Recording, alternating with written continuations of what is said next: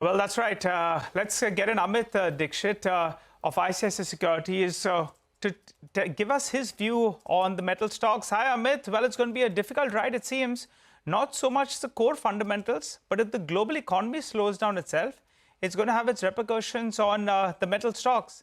Tell us how you are approaching trade with regard to these metal names. They were down anything between 8 to 10% in Friday's trading session. Between the two, ferrous and non-ferrous, is there a preference? Yeah, hi. Good morning, Nigel. Thanks for having me on the show. Not the best of the times to be here, of course. The thing is that if you look at the tariffs, so we have seen this happening earlier as well. Now, the difference between last time and this time possibly can be more of acuteness.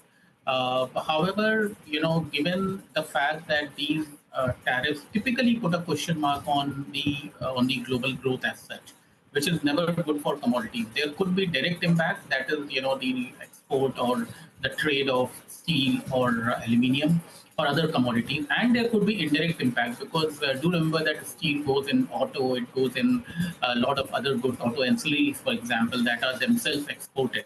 And any tariff war definitely has a detrimental effect on the demand as such.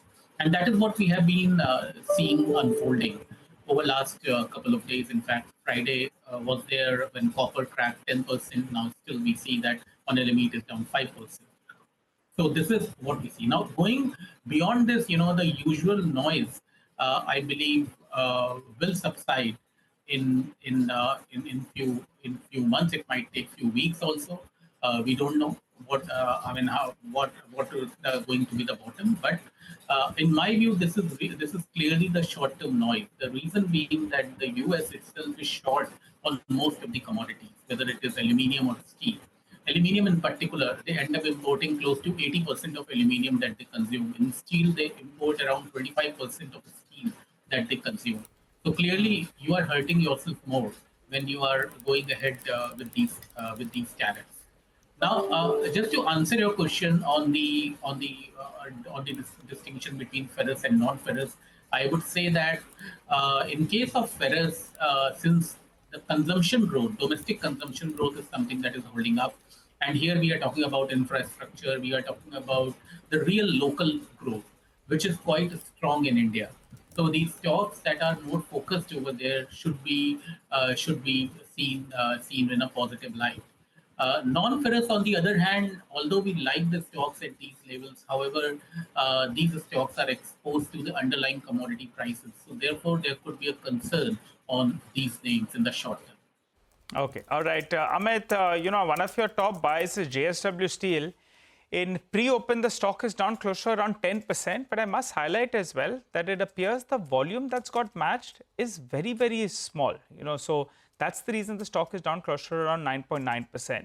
So as you said, you would like to more domestic-facing themes. So that would be more of the ferrous stocks, I'm guessing. Given that we have that safeguard duty as well that's come in place, the spreads have improved as well, and the domestic economy could do well. From the ferrous pack, what are your top buys? No, absolutely. Ferrous is something that is our topic.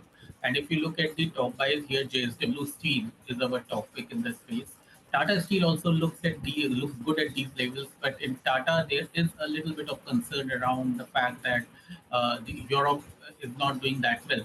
However, I would like to highlight that because of the rearm Europe and all these initiatives, the steel demand in Europe actually can be better in medium term. Remember, we are not talking about the 1 day, 2 day, perspective over here. We are talking about our medium term success, and there I believe that it would be prudent to take exposure in these two stocks. If you talk about the other local stocks like Shyam Metallics, for instance, again the stock that is totally dependent on local infrastructure, that is one that would be benefited. APL Apollo again, taking cues from the local infrastructure.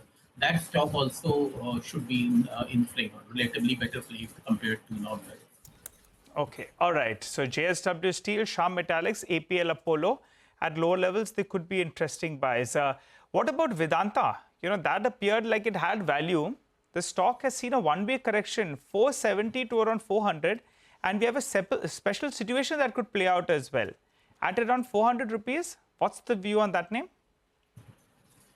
No, so we have our fundamental view is buy on Vedanta. However, and our target price is 610.